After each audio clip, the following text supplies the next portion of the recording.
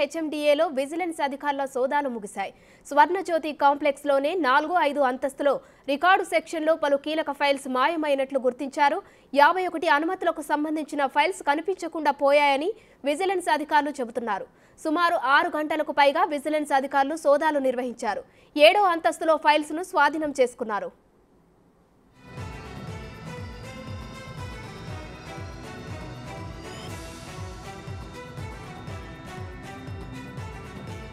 Town planning సెక్షన్లో layout, భవన నిర్మాణాలకు సంబంధించి మాన్యువల్గా అనుమతించిన ఫైల్స్ను స్వాధీనం చేసుకున్నారు. ఆన్లైన్ పర్మిషన్స్ ఇవ్వకుండా మాన్యువల్గా ఎందుకు ఇచ్చారని అధికారులు ప్రశ్నించారు. చెరువుల్లో నిర్మాణాలకు అనుమతులు ఇచ్చినట్లు గుర్తించారు. ఫైల్స్ను పూర్తిగా పరిశీలించి ప్రభుత్వానికి నివేదిక ఇస్తామని విజిలెన్స్ అధికారులు తెలిపారు. రేపు జీహెచ్ఎంసీ, ఎల్లుండి డిస్ట్రిక్ట్ టౌన్ ప్లానింగ్ కార్యాలయాల్లో విజిలెన్స్ సోదాలు జరిగే అవకాశం ఉన్నట్లు సమాచారం.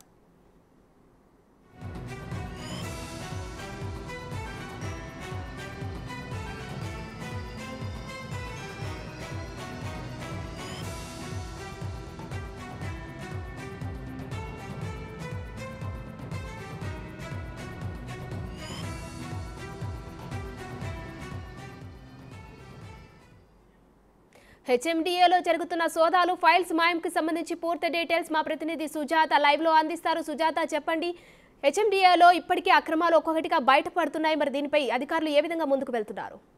హెచ్ఎండిలో ఉదయం మొదలైనటువంటి విజిలెన్స్ అధికారులు ఫైల్ అనేది క్షుణ్ణంగా పరిశీలించారు. తర్వాత 4-5 ఫ్లోర్లో ఉన్నటువంటి అనుమతులు అంటే ఆన్లైన్ కాకుండా మాన్యువల్గా ఇచ్చినటువంటి అనుమతులకి సంబంధించినటువంటి ఏవైతే డాక్యుమెంట్స్ ఉంటాయో ఆ డాక్యుమెంట్స్ దాదాపు 54 ఫైళ్లు మిస్ అయినట్లుగా కూడా అధికారులు గుర్తించారు. వెంటనే కూడా దానికి సంబంధించినటువంటి డాక్యుమెంట్స్ని ఎలా మాయమయ్యాయి, గతంలో ఇచ్చినటువంటి మాన్యువల్ పర్మిషన్స్ ఎందుకు ఇచ్చారు అనే దాని మీద పూర్తి స్థాయిలో అధికారులు అయితే మాత్రం దాదాపు 3 గంటల పాటు విచారించారు. కానీ వాళ్ళైతే మాత్రము ఆ ఫైల్స్కి సంబంధించి ఎలాంటి సమాధానం చెప్పలేదు. దీనికి సంబంధించి కూడా విజిలెన్స్ అధికారులు, ఉన్నత అధికారులు ఎవరైతే పై అధికారులు ఉంటారో ఆ అధికారులకు కూడా ఇన్ఫర్మేషన్ ఇచ్చారు. అంటే గతంలో ఇలాంటి పర్మిషన్లు ఎన్ని ఇచ్చారు, ఎందుకు ఇచ్చారు అనే దాని మీద కూడా పూర్తి స్థాయిలో ఆరా తీస్తున్నారు. ఇప్పటికే అటు 4-5 ఫ్లోర్లతో పాటు 7వ ఫ్లోర్లో టౌన్ ప్లానింగ్ సెక్షన్ ఉంటుంది కాబట్టి ఆ సెక్షన్లో సంబంధించినటువంటి కొన్ని మాన్యువల్గా ఇచ్చినటువంటి అనుమతుల మీద ఫైల్స్ని కూడా స్వాధీనం చేసుకున్నారు. కాబట్టి దాని మీద కూడా పూర్తి స్థాయిలో వాళ్ళు పరిశీలించిన తర్వాత అటు ప్రభుత్వానికి కావచ్చు, అదేవిధంగా ఉన్నత అధికారులకు కావచ్చు ఈ ఫైల్స్ గురించి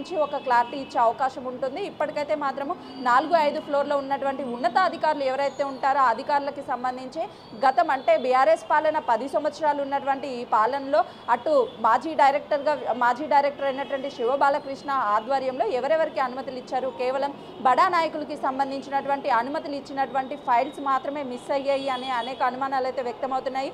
ఎందుకంటే అటు ఏదైతే బడా వ్యాపారస్తులు కావచ్చు, రియల్ ఎస్టేట్ వ్యాపారులు కావచ్చు, వీళ్ళందరూ కూడా ఎక్కువగా వెంచర్స్ అనేది చేస్తూ ఉంటారు. కాబట్టి రియల్ ఎస్టేట్కి సంబంధించినటువంటి వెంచర్స్కి సంబంధించి ఇల్లీగల్గా అనుమతులు ఇచ్చి మాన్యువల్గా ఇచ్చి ఆ ఫైల్ని ఇటు విజిలెన్స్ అధికారులు తనిఖీలకు వస్తారు అని తెలిసిన నేపథ్యంలోనే వారం రోజుల నుంచి పూర్తి స్థాయిలో అటు విజిలెన్స్ అధికారులు తనిఖీలు చేస్తారని భయాందోళనతోనే కేవలం ఈ ఫైల్స్ని మాయం చేసినట్లు తెలుస్తుంది. కేవలము ఈ 55 నుంచి 56 ఫైల్స్ మాత్రమే మాయం చేశారా, లేదు అని అంటే ఇంకా ఏమైనా సరే సెక్షన్కి సంబంధించి, ఎందుకంటే చెరువులకి సంబంధించి కావచ్చు, అదేవిధంగా వెంచర్స్కి సంబంధించి కావచ్చు, ప్రతి ఒక్క దాంట్లో కూడా ఏమైనా సరే అవకతవకలు జరిగాయి అనే దాని మీద పూర్తి స్థాయిలో దృష్టి అయితే మాత్రం సేకరించిందనే చెప్పుకోవచ్చు. ముఖ్యంగా శివబాలకృష్ణకి సంబంధించినటువంటి అటు కోకాపేట్లో గజం వాల్యూ లక్షల్లో పలుకుతుంది కాబట్టి అక్కడే రియల్ ఎస్టేట్ వ్యాపారులు పూర్తి స్థాయిలో అక్కడ వెంచర్స్ చేయడము, అక్కడ అనుమతులు తీసుకోవడము వీటన్నిటిని చేస్తున్నారు. కాబట్టి అక్కడ